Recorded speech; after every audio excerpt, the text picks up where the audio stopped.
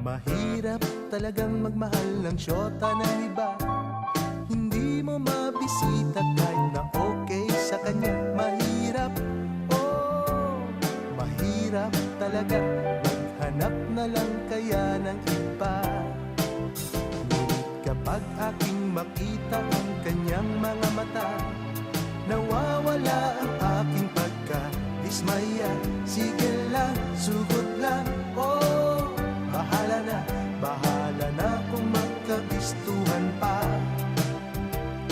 Itayan mo ang number sa telepono.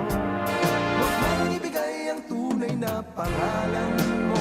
Pag nakausap mo siya, sasabihin sa'yo, tumawag ka mamaya, nandito syota ko.